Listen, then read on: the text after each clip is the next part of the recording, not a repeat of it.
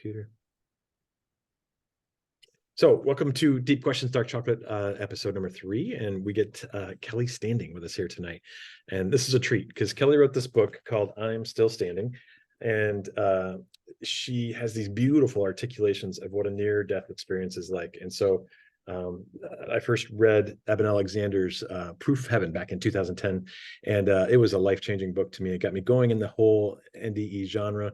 And I've read about 8-10 books in that genre, and it's just amazing to me because people can say things about spirituality, but those who have actually been there, like Kelly, and gone, unconscious and experienced something of heaven, whatever you want to call it, come back with wonderful lessons for us and wisdom for us.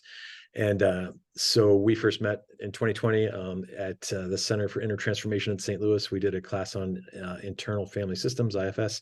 And so then we started doing this on Zoom with a group of about a dozen people, and for about 3 years now. And so we've heard each other's spiritual stories many times. And she is a woman of great depth, and this is a lot of fun. She spent a lot of time at seminary, went to Mizzou journalism school. So she's very good with words, was a speech writer and a speech giver, motivational speaker. So she's got a fun background in addition to having a near-death experience. So I'm going to walk through on PowerPoint some of the quotes from her book, which are truly profound, and just get her to unpack those for us. Because to me, this is the key to life. Is how do we live a good life here? So you ready to go, Kelly? Ready to go. All right. We were just working on this PowerPoint together, and sorry I didn't leave it at the beginning. And I did this today. Here's the cover to her book. It takes a second to download the quote, which is interesting, but it should come. Zoom to the next slide and see if it comes Those up. are my legs. Photoshop a lot better and worse than they do in real life. So, and this is the funny part. This near-death experience involves the colon, which Kelly has no qualms talking about, which has made me laugh many times. But anyway, a semicolon now, yes. Okay. But anyway, as she goes unconscious, I'll let you read this, Kelly. But this is the feeling you got, and to me, it's incredible because this is what every human being is looking for, and we're all spending tons of money on pills and therapy and anything we can to find this kind of feeling that you got. So again, read this to us, describe this to us, unpack this for us. Well, I would preface too that it's not just what everyone's looking for; it's where everyone came from and where we return to. This is the experience I had, one heartbeat away from where we all are, one breath on the other side of one breath. This is what I experienced. It was all joy, no judgment, all peace, no panic, all healing, no hurting, all calm, no chaos, all kindness, no cruelty, no worry, no problems, no sadness, just one big yes to everything good. It was just pure love, unconditional love. And I'm not sure that this side of that breath or that heartbeat we can even fathom. I mean, we can feel like we have unconditional love for our children or unconditional love, but this had none of the human trappings. It was just pure love. So is that big yes? Was that just happening for you, or is it something you consciously chose? You mean in the light? Yeah. It was something I was drawn to out of a body that had been racked with pain for 8 months. And I had been in the hospital for 5 weeks as a 29-year-old woman, 28 and 29-year-old woman with a 3-year-old at home. So I was sort of simultaneously desperate not to die and eager to see her grow up, but also in so much pain. I had peritonitis for those 8 months, and my colon, unbeknownst to my doctor and to me and to anybody who was treating me, had dissolved inside my body. And my doctor just didn't go far enough in to see the disease that was killing me. So it was horribly painful. It was like having a 5-foot-long burst appendix.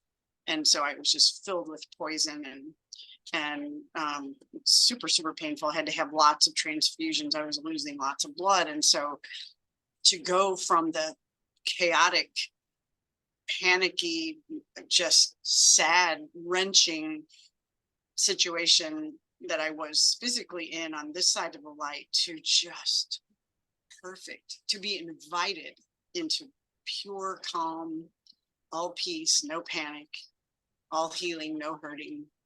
And it was instant. It wasn't like, okay, well, we'll get to you. You're in the waiting room, so we'll get to you in a minute. It was instantly out of pain for the first time in 8 months after excruciating pain. So it was, it was that if I'd had a face in the light and I felt like myself with a capital S was being held to look into that space, that light, that love, and just held there, just in pure love.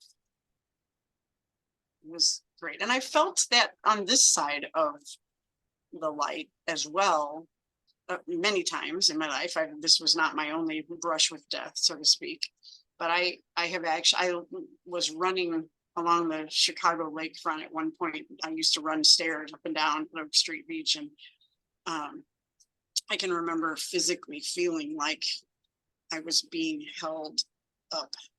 And I if I thought long about it, I could figure out what I was contemplating, what I was trying to do. But it was just, oh, this is great. It was like, I was just surrounded. I needed that support, and it was there. And it's just, and to think it's so close, so close. But when someone dies, we feel it's so far away. On a human level, one heartbeat or one breath away is too far. But when it's you and you're dying and it's a relief, it's so close. And I was assured, as I've told you many times before, I was assured from in that light that I would, if I did go the rest of the way in, I would see everything my daughter did more clearly from that side of the heartbeat, more clearly from that side of the light than I would if I stayed. I would never miss anything she did, which I find really comforting. And I think that was a piece of why I was there, is that I was supposed to become equipped to help other people when they're dying or when someone they love is dying. And I wouldn't automatically share my experience or what I saw or experienced in the light, but I have a level of comfort with death that people have found comfortable or comforting, I guess. It's just, I don't fear death. That's one of the things I learned. I know a lot of people do. It's kind of funny because I've done the things that people fear most. I have engaged in a lot of public speaking, which a lot of people rank #1 on their list of fears, and I've died. So I go in for things that I guess most people fear. And so that means I hope it equipped me to be a non-anxious presence for people when they find themselves. I've loved hospice volunteering, and I've heard of an organization called NODA, NODA, No One Dies Alone. And I just, once I retire, I would love to explore that, because I think back in the day, back in 1990, when I was dying, I was told I had 48 hours to live with no one at my bedside other than the doctor, the 2 doctors who were telling me that. No chaplain, they didn't know, family member, because visiting hours, they told me at 10 in the morning, and I wasn't going to see my husband until 5 in the evening. So I got to sit, I had 48 hours to live, and I'm just sitting there like tick, tick, tick. I mean, and I was so actively dying that it wasn't like I was tapping my toe. I was just like, I think we can do a lot better on this side of the light, but there's nothing better than that side of the light. Wow. Cool. All right. You ready for the next one? Sure. You cut me off when you need to, because I'll just keep blah, blah, blah, blah. All right. I'll let you read this. And yeah, while I was there, look at me. Oh my gosh, that you can tell I've aged a little since I wrote the book. It's been 10 years since else has, I'm sure. Yeah, but in the light, I say I feel completely connected to, imbued with, saturated by, part of this unfathomable light. And I don't have to work at that understanding. I just have it. It's mine effortlessly. This may not make sense, but I become part of that understanding. I am the understanding. This is where in an earthly story, I might say, I guess you had to be there. I've said before in Deep Questions and Dark Chocolate when we meet on Sunday mornings that one of the things that really was an awakening for me while I was in the light was organized religion, several different ones over the years leading up to my near-death, that the primary near-death experience of my life, had tried to talk about eternity. And I had always interpreted, you'll spend eternity somewhere. Or when they talked about eternity, I thought of it as running in one direction forward in time. And in the light, there was no time. And eternity, if it's eternity, it runs in all directions simultaneously at once. So in the light, I was part of everything that was in that moment, everything that had ever been, if you think of it as being past, and everything that ever would be all at once. So it was this all-inclusive space, feeling, place that had no limits, no boundaries, and only love in it. Which it really kind of rocked my world, my vocabulary about eternity and what that means. If you spend eternity somewhere, we're already spending eternity somewhere. Okay, so but this is my question is there's that saying as above, so below. So what you're describing in this book, I've gotten little shreds of glimpses of it through my life, never as the actual tangible spiritual experience that you had.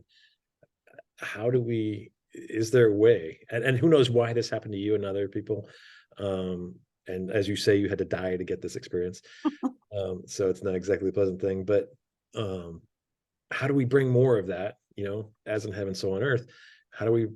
What can we do to be still idea? Yeah. The be still is a good one. Uh-huh. I think meditation, for a long time after my near-death experience, I didn't really allow myself to go back there. And that's, to me, it's one of the greatest things about being a human, is that you can go somewhere without going there, because you can go there in your imagination. So you can't, with all the books you've read and the descriptions you've read, you can go to where those authors describe, or to your own. I've talked to a lot of people who in meditation suddenly find themselves in the cosmos, in the midst of a galaxy with stars and whatever. And breathing can do it. I guess for a lot of people, yoga can do it. Psychedelics maybe do it for some people. I don't think it's as ineffable as I say it is, and as all those authors say it is, but it is not as inaccessible as we imagine it is. It's so close, and it's where we came from. So it's really more, for me, a matter of tapping into the memory of where we were before we were here. When you were formed, pre-womb, womb and pre-womb, where it's like, okay, where was I hanging out? I was in that space that didn't have a physical form, and it was only love. And wow, so you can have it. I think it's a matter, and it's not you're doing something wrong if you haven't gone there. It's yay you haven't died. So in a way, I get that it's an enviable understanding that I get to have, but you're right. I say you got to die to get it. But you don't have to have a near-death experience to have a closeness with that eternal loving presence. It just is. So does it mean you can, because you've glimpsed that so vividly, does it mean you can kind of go through this human life kind of worry-free, anxiety-free? Yes and no. I don't worry about the same things that a lot of people do. I'm not afraid to die. And I am a believer, a very firm believer, that all is well all the time. And so in any scenario, if something, one of three things can happen. Say I'm in a car and the person driving slams on the brakes. One of three things can happen. we can stop in time not to hit the car ahead of us. I can slam my head into the windshield, and in which case I either die or I don't, but I will be rushed to a hospital where I will presumably get care, might not be pleasant, or I will die because it was a really bad accident. In any way, I'm taken care of in all of those scenarios. So all is well all the time. It may not look good or feel good or smell good or sound good, but all is well. And if I start with that as the premise, and the whole overarching theme of my book is, if you don't get what you want, find a way to love what you get anyway. So do I love that I spent those months in the hospital in a lot of pain? No, but do I love what I got? Oh my gosh, yes, the lessons I got from all of that. And I mean, I have such vivid memories. I attended 2 different churches back in the day. And in those days, the blood supply wasn't safe. So we had to get designated donors to give blood to help keep me alive as a 29-year-old dying woman. And so that sort of ignited the interest and the compassion from both congregations. So people from both churches showed up to give blood to keep me alive. And every week after week after week, all the weeks in the hospital, I would be, one of the people for whom others were praying. And I got cards, just stacks of cards back in the day when people used to send cards with a stamp. But it was so humbling and so amazing, where they would, whatever they call it, not like Candy Striper would come in with my mail, and it was tons of cards from people I didn't even know. And the thought that someone would be touched by a line in their church bulletin to the point that they would go to a Hallmark store or to Walgreens, buy a card, write a note, stick a stamp on it, look up the address of the hospital. And you couldn't do that on your phone. I mean, you had to get out the phone book, or, it took a lot of effort. And I would open those cards and I could literally, and I'm not using literally wrong, I could literally smell the kitchens of the people or their shampoo or their lotion. And it was like I say in the book, Hallmark is onto something. Open a card, close a wound. Because what I craved so much during those 5 weeks in the hospital was connection to other people. And so to have that come in my room every day, and my senses, even though I was dying and every system I had was shutting down, my sense of smell was like hyper vigilant, and my sense of clarity about what I wanted and how I wanted to go out if I was going to go out, and how I was going to speak truth. I couldn't speak anything but truth at the end.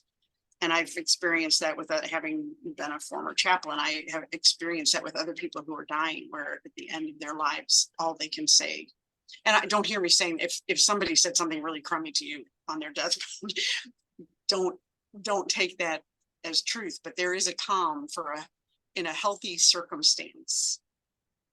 You can get to a point as you're dying where it's almost impossible to speak anything but truth. And it was a great relief just to speak and to speak my truth in love at that point. Is what do I need, and what do I want? And then just to have people even care. Who gives a flying fig if this chicken at Evanston, Illinois is on her deathbed? But they did care, and we're connected. That was such an amazing thing to me, is that anybody would go to the effort of, and I'm not saying I'm not worth it, or that does that make sense? I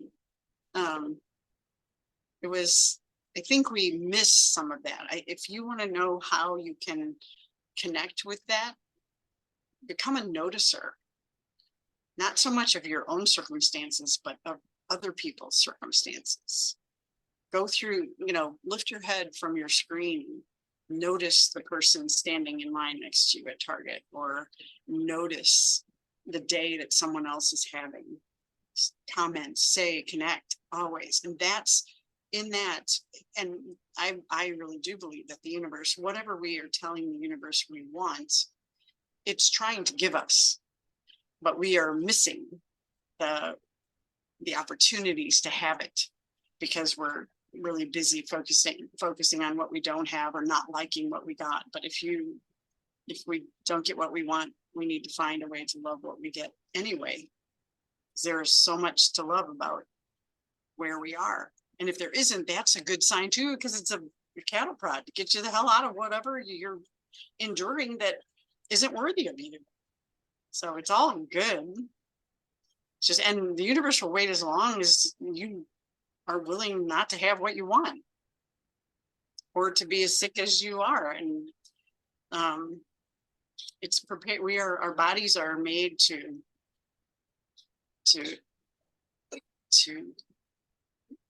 heal and to recover from things. And we just have to really imagine what it would look like and feel like and sound like to be healthy in whatever way we're not, and say, what is this trying to tell me? What is this condition I have teaching me? And for me, it was I parked the pain of some really big deal traumas that had happened decades earlier and continue, and other traumas that were more daily in my gut.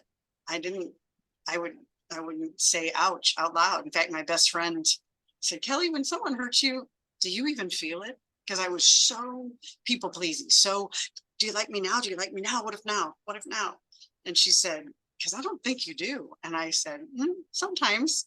And she knew I was parking my pain in my gut. And she said, from now on, I want you, anytime something hurts, I want you to say ouch out loud.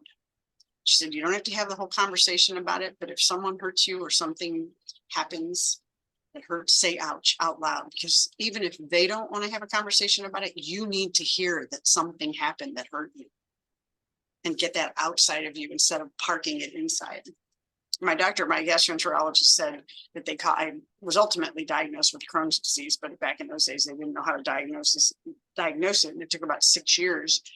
And he said, we call it the codependence disease. But a lot of people park their pain in their gut, pain of things they haven't adequately processed in a healthy way. And eventually your gut goes, that's it, I'm done, out. And in my case, my gut exploded.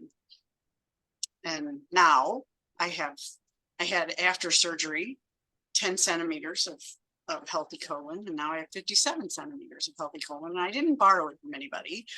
But I manufactured it because I call it my little engine that could colon. Just grew and it grew and it grew and it grew.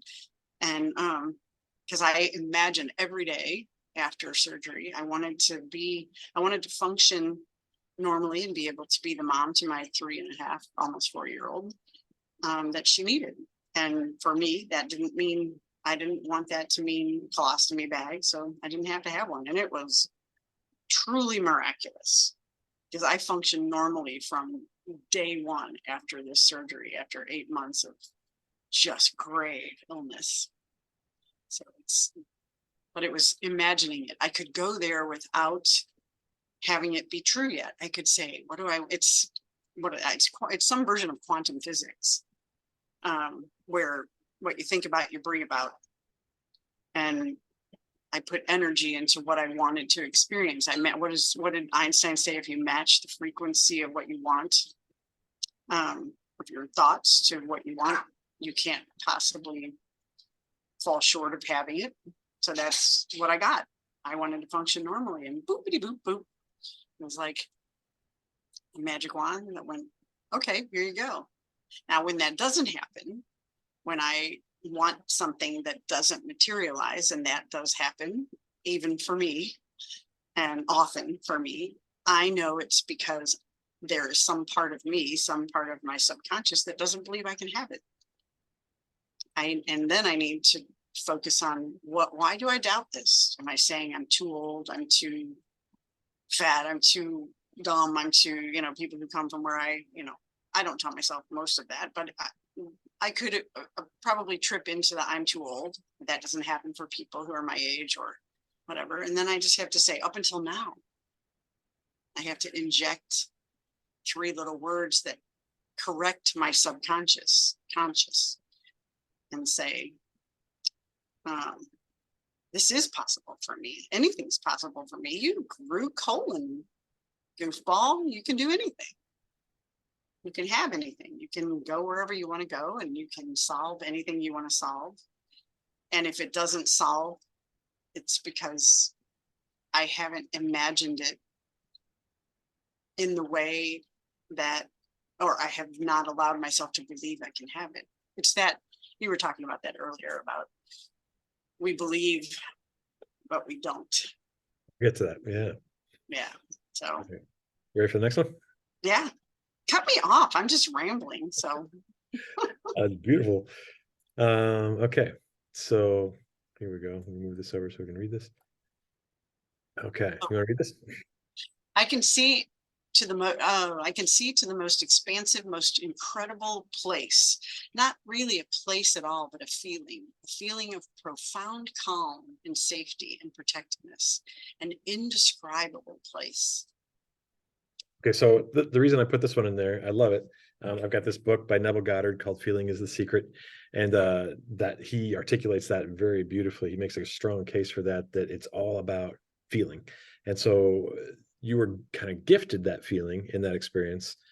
How do you nurture it or develop it or feel it now in the human experience? I make a really careful effort to separate my intellect, my ego, from my intuition. Because to me, that's feelings reside here and thoughts reside here. And thoughts my feelings have to drive my thoughts, not the other way around, because my thoughts are sort of attached to my ego. So I can get attached to something looking a certain way or sounding a certain way. And instead, if I listen and trust my feelings and really pay attention and let myself feel them, then that will guide my thoughts. That to me is my higher self. It's my kind of observer self. So my intuition, for me, I have to let my intuition drive my intellect, not the other way around, because my intellect will mess with me every day of the week. It's there's a book by Gavin DeBecker called The Gift of Fear. And he was one of the guys who protect the president, called Secret Service? Secret Service. Yeah, he was a Secret Service guy, and he worked with a lot of crime victims, and he interviewed them, and he said, and most of the time, people who had been victims of violent crime knew there was a time at which they knew they were in trouble before it happened. And he called that the gift of fear. But we've been socialized so much to overrule that gift, those feelings, because our intellect says it would be rude. We were raised to think it was rude to let that door slam in the face of that stranger. Or, we talk ourselves out of our own protection, that we're wired. And he's like, let the door slam. And I mean, you don't go, sorry. You can just say, I don't know you, I'm letting this door close. Because they had a sense that something was wrong, but they overruled it with their intellect instead of honoring their feelings. And so I think for me, honoring, first of all, listening to my feelings, paying attention, letting my internal observer say, what's really going on here? And watching what I'm feeling, letting myself feel what I'm feeling, and then applying thoughts to it and trying it out, saying, could it be this? Yeah, maybe. And that's why I loved IFS therapy, because you honor your feelings. You sort of, for me, I loved making maps that would say, what's the first feeling that pops up, and what's its role, what's its job, and what's it trying to protect me from, and what is the false belief it has about what's happening. And if we unpack that, and then, okay, then the next feeling we came up with, this one, it's the scorekeeper who, whatever. And so I would make these maps and eventually the feelings would become much healthier. And I would emerge into this, that's what that is. That's just some scared little kid who was bullied on the playground or whatever. And it's like, gotcha. Okay, we're all grown up now. You can relax. So, I mean, that's a really feeble attempt at walking through an IFS. But that's it, is honoring your feelings, listening to them, and then letting that guide your intellect instead of your intellect saying change is bad and I should be first and there's not enough of that to go around. I mean, I'm gonna sound like my intellect is a real asshole, but but it's kind of true. I mean, I think our egos are kind of, yeah, they're childish, they're immature, they're attached to outcomes, where our intuition is much freer and much more open to different outcomes, and much more loving and empathetic and not so selfish and not scared. It's way more where that light resides than mine. I need to, how will it look if, oh, that's your ego. But it's, how will it feel if at the end of this day, I have been the person I wanted to be in every encounter I had? And was I, at the end of the day, if you can look back and say, was I the person I wanted to be in each encounter I had? And if I was, yay. And if I wasn't, yay, now I know how to be who I want to be tomorrow. So it's not beat yourself up. It's let your intuition guide you. Decide first who you want, how you want to be, the qualities you want to be true for you. And then demonstrate those from your heart as opposed to your head. Not, I want to be thought of as being honest. Whoops, I want to be honest. And so that'll guide what you do with new information or with an opportunity, a wallet you find on the street. If honesty and compassion are your defining qualities, you're going to find out who lost that wallet. If you're going to let your head say, well, finders keepers, losers weepers, which is a way to be. It's okay. It's not untrue. You can, but the one that's going to feel better is a feeling. Does that make sense? I mean, I don't know. It's intellect versus intuition. And my mom had a really high IQ, and she valued intellect above all else. And I said something at one point, don't you trust me? And she said, I trust your intellect. I said, oh, no. My intellect will F with me every day of the week, but my intuition never will. If I listen to what my heart is telling me to be and do, I will never go wrong. But if I let my ego drive the bus, I won't be very fun to be around, and I won't like me either. So. Interesting. All right. Ready for the next one? Yeah, sure. Here we go. I experience this heavenly place not as a place to do anything. Rather, I experience it as a place to know and be. And that is true. I didn't have to work at understanding or like, oh my gosh, I hope I can get to the other side of this light. So there's nothing, no work, no struggle. So how do you carry that? Again, this is always my question, back into human life, because I just had, earlier in the summer, a week at Lake Michigan. I was on my own. I had nothing to do, and I could just stare at that lake all day and read books and really go deep with thoughts. And I love that. I didn't have to do anything. I could just know and be. But this life doesn't let us do that. We have to trade our hours for dollars and work and take care of families and all this other stuff. So how do you just know and be in this world that it makes most of us very busy? Well, it does. It depends on, again, kind of what's driving the bus. Is it your intellect or your intuition? What do they say? If you love what you do, you'll never work a day in your life. So you love thinking deep thoughts, and you love being still, apparently, and maybe you only need to do that as a vacation, but maybe you can do that as a occupation too. If your measure of success or being acceptable to yourself or being acceptable to the people in your world is I have to make X. It's a sort of a scarcity mentality. There's not enough.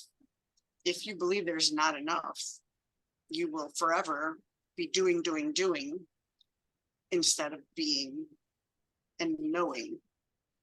But if you decide there is enough of everything to go around, and I just need to listen and trust to what is mine to do, and that's a hugely great question, I think, is what is mine to do in this scenario? And just listen and trust. And the universe will send to you the evidence of what is yours to do, an opportunity, a door that opens. And you can be and do and know what you need to be and do and know. I think we focus too much on the doing and not enough on the being.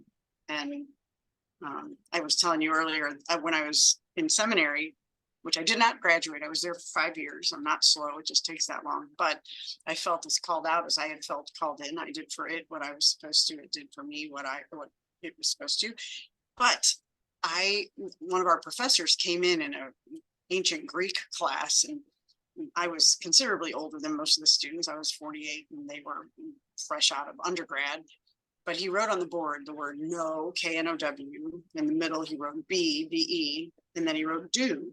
And he said, you have all these fresh faces. He said, I'm always pleased to look into the faces of future ministers, future chaplains. You all want to change the world. You're all for social justice. You're all for these various things. But he said, I want to urge you. He said, here's what you know. You know all these new things. You're going to know how to translate Greek from the original, the Bible from the original language, or you know pastoral care secrets and techniques, and you know all this stuff. And he said, you want to jump immediately to what you're going to do with what you know.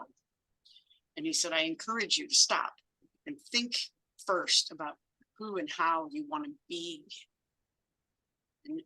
and filter everything you know through who you've decided to be, and that will change what you do with what you know. And I thought a lot about that. I've never abandoned that idea.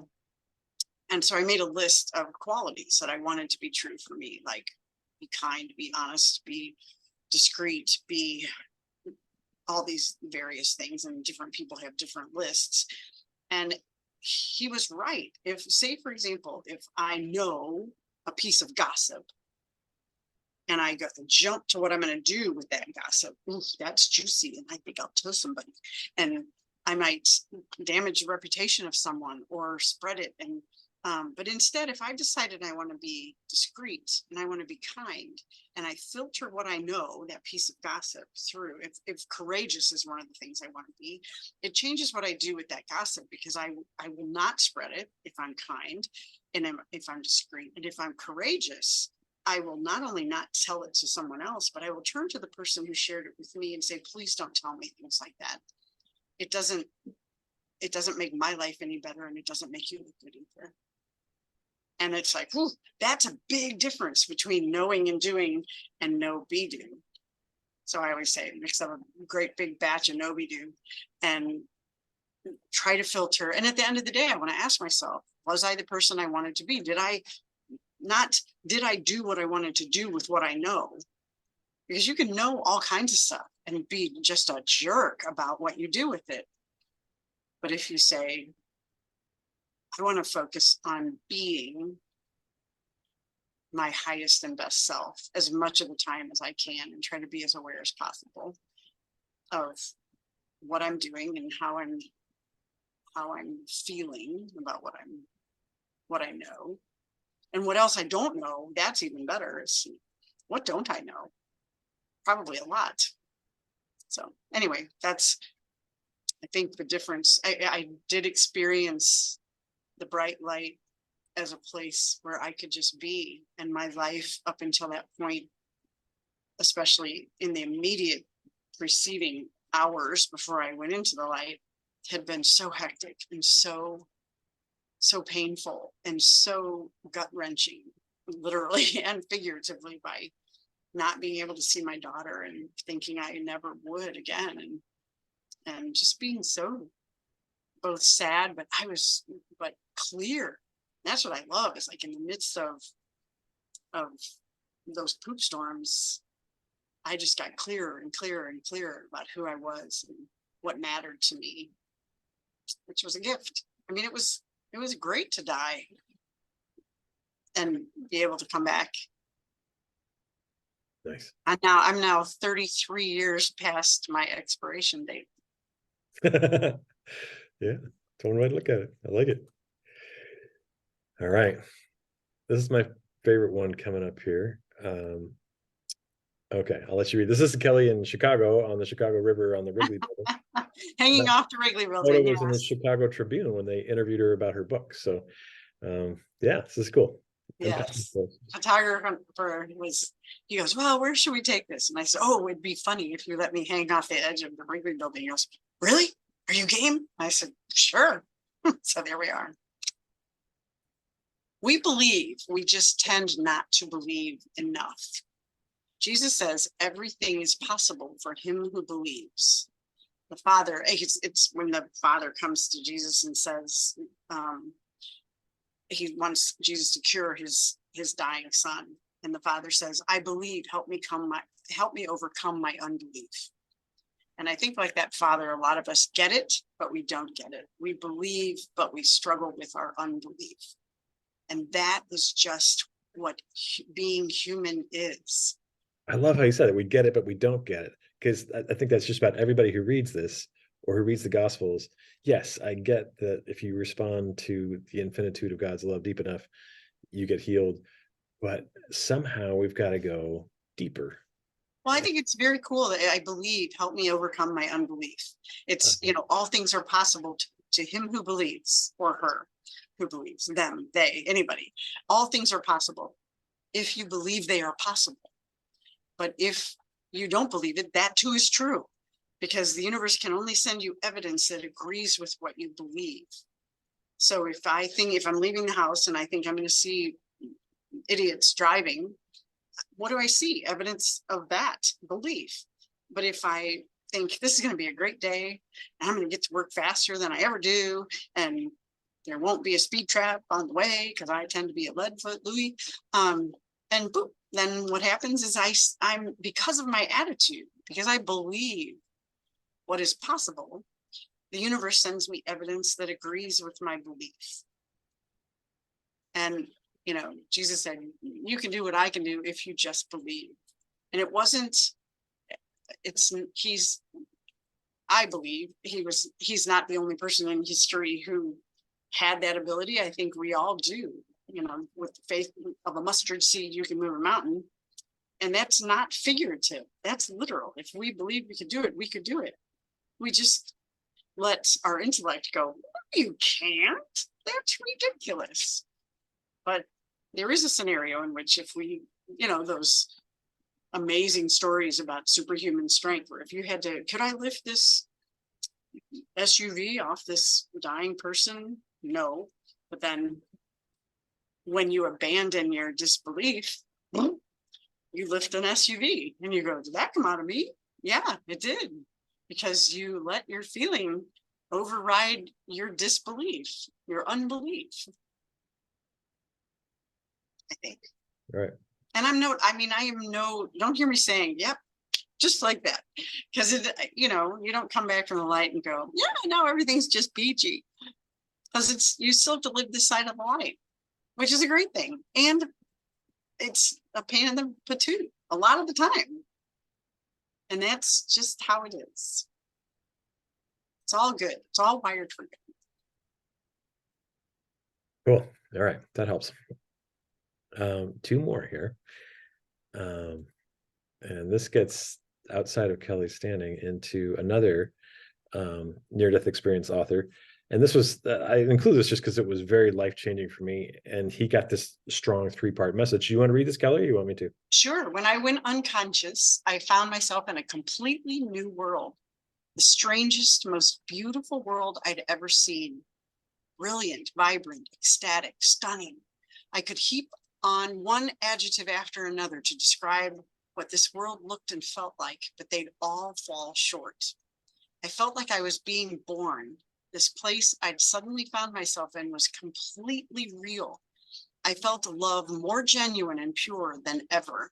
I heard a message in 3 parts, and if I had to translate it into earthly language, it was something like this. You are loved and cherished deeply, or dearly forever. You are loved and cherished dearly forever. You have nothing to fear, and there is nothing you can do wrong. The message flooded me with a vast and crazy sensation of relief. It was like being handed the rules to a game I'd been playing all my life without ever fully understanding it. That is exactly what it was like in the light.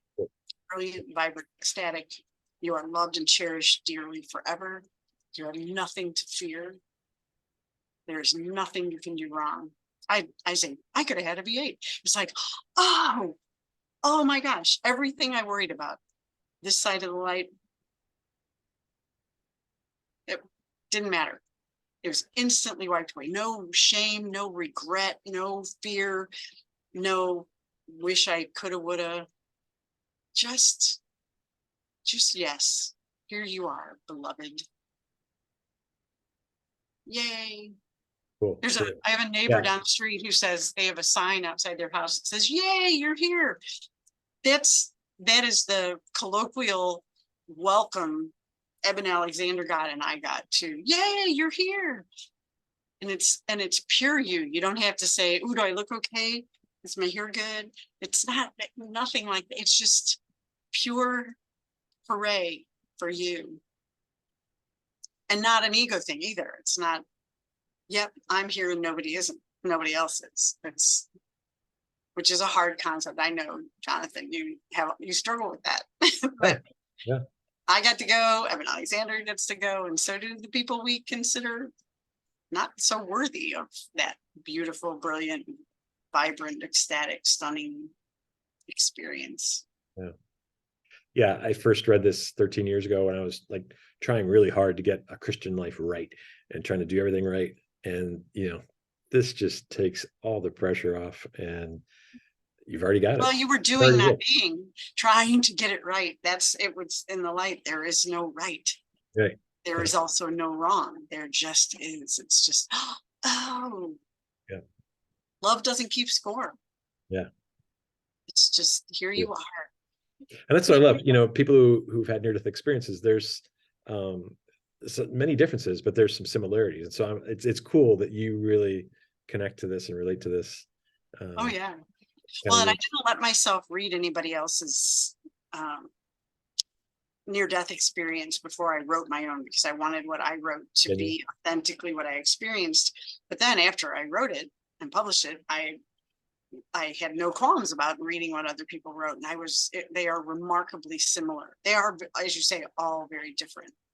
But I think I told you I went on an unfortunate match date once upon a time with a man who confessed, I've read everything there is to read about you online, and I've watched every video, and I have a question. What would you say to someone who came as close to dying as you have 3 times and didn't experience what you experienced? And I was a little surprised that we were going there 20 seconds into the beginning of our date, but clearly I think that was why he had requested the date. And I said, well, I don't try to characterize anyone else's near-death experience, and I say that in my book.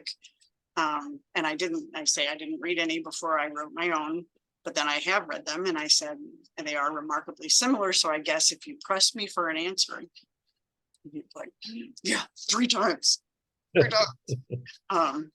And I said, I guess I would say you just weren't dead enough. And he was like, oh, that's it. And I felt great and horrible, because I thought, I got news for you, dude. Once you make a pastor out of me, I'll never be passionate with you. So that wine that's coming is the last glass we're going to share. We are not on a date anymore. But I understood. I mean, I think he said, that it was just dark, and he had experienced a series of seizures. And I said, I guess you just weren't dead enough. You weren't far enough in, and which could be true. It could be, I have no idea, but I do think that's if you don't experience what so many authors describe as experiencing, it isn't because you're going to a bad place. It's because you weren't dead enough. You weren't far enough in. Yeah. Cool. All right, one last short one here, and then Sure, short. we'll keep it under an hour, which you gotta kind of do for YouTube. So again, another famous NDE experiencer, Anita Morjani, who wrote a book called Dying to Be Me, wonderful book. But anyway, she felt like she got cancer and died for a short time out of fear. And so the strong message she was getting from the divine was go back and live your life fearlessly. So that's my question is, did you come out of your experience with some kind of strong message like this? With a mission. Yeah. Not as much as, not as clearly as Evan Alexander's 3-point plan or Anita Morjani's go back and live your life fearlessly. Although that's probably as close to what I emerged thinking or feeling as anything. I emerged from the light sort of feeling called to both tell my stories and to listen to others in a kind of a new way. Is to help people find peace about death. I can remember going to an International Association for Near-Death Studies meeting where a woman said, your job is to help people overcome their fear of death. And I said, oh, no. My job is to help people overcome their fear of life. And so I guess that is what I emerged from. It's like, no, you don't have to live your life fearlessly. I mean, it's kind of the same message, but I was so viscerally, when that woman said, your job as a near-death experiencer is to help people overcome their fear of death. And my book is about overcoming your fear of life. It's if you don't get what you want, find a way to love what you get in anyway, even in the midst of, I mean, as a 6-year-old, I was hanged from a tree by our neighborhood bully. And in the midst of that, I could find joy in retrospect and almost immediately too. I was in conversation with the same calming, loving presence that I ultimately would return to as a 29-year-old. And it was an arc that said, you are never alone, not in a creepy way, in a great way, I got you. This is, if you're experiencing something really difficult, you can believe that the universe says, I've got you. This is not all there is. And, come with me to this calm place. It's here for you. And I think people are afraid to live. And if they're afraid to die, I can probably help them a little bit with that. But it's more, don't be afraid to live. Honor your feelings, though. I mean, I think I had to learn. I emerged from the light in the same situation I had been in before, and I had to sort of learn my way out of it. I was born a tremendously joyful person. I mean, my first nickname was Face, because I was such a happy baby that when you looked into my crib, all you saw was this happy, smiling face. I wanted an audience. And so I was Face or Facey. And my mom still called me that at the end of her life. She said, oh, Facey. And it was just joyful. I guess the Anita Morjani appendix for me would be, go and live your life joyfully. Recover that joy. If you've lost any part of your spark, if you've lost any part of your joy, get it back. Whatever it takes, get it back. And share it with somebody else, even more so. Listen, notice what somebody else is feeling and invite them to share that. If it's not joyful, help them find the joy. Yes. I'm not sure I've been as good at that in recent years as I was immediately thereafter, but I am still pretty joyful. Yeah, I can attest to that every Sunday at 9 a.m. Yeah. Cool. Any final thoughts? Anything you want to?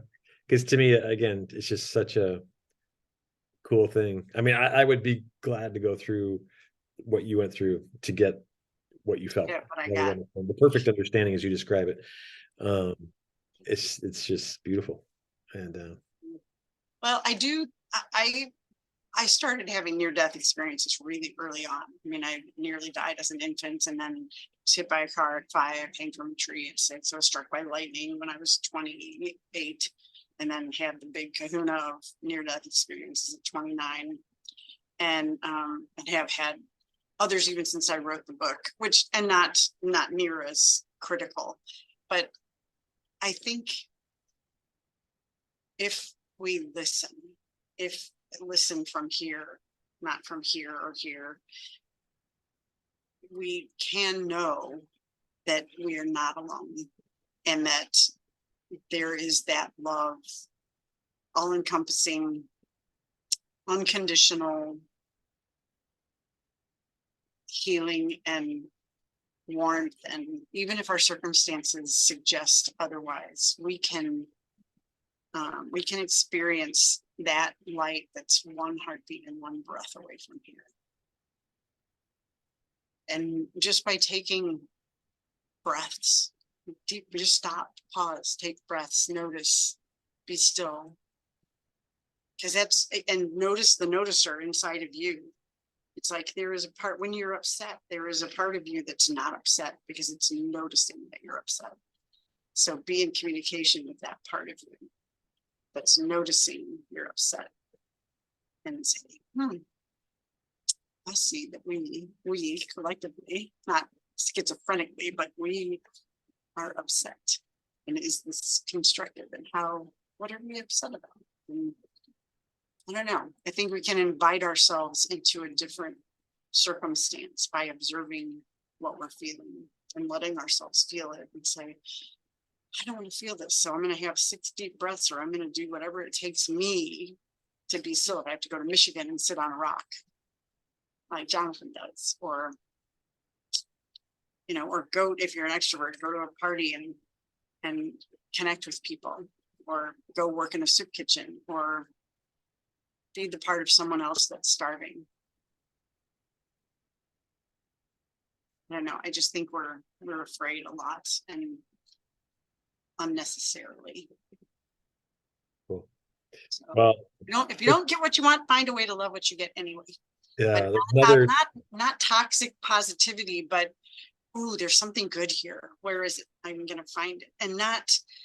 And because I'm not like, oh, this isn't bad. It's more, there's more here than I know, which I think is a less egoic kind of conclusion to draw. Cool. I'm sure we could go another couple hours. But you and your question. You are advised on YouTube to keep it under an hour, which we just barely are. There is dark chocolate though. Hopefully you all are experiencing it. Can't do that via Zoom. But yeah, if anybody watching this ever wants to join us, we have a Deep Questions Dark Chocolate group every Sunday morning at 9 a.m. Central Time. Just drop your email in the comment section below, and I will get the Zoom link out to you. It's a really amazing people on that Zoom. So group. Fun to hear them all share. Yeah, it's a cool Sunday way to spend your Sunday morning. It is. Yeah. And Jonathan does an amazing job. I just have questions. I wish I had the answers, but I'm just wired for questions. You have more than you think you do. So it's kind of a selfish endeavor where I have all these questions bouncing around inside my head, and then the group answers them, and it's pretty cool. Wow, Kelly, thank you so much. That was super cool. And we have people in our group who are like, slow down, let us process things. And sorry, we kind of rushed through this, but I don't know. I guess it's the nature of YouTube. But hopefully people can go back and watch it if they want to process more of the slides or whatever, your quotes. But yeah, we'll see you Sunday morning, and Thank you for the opportunity. thank you so much. Yes. All right. Take care. See you at the next one. Bye. Bye.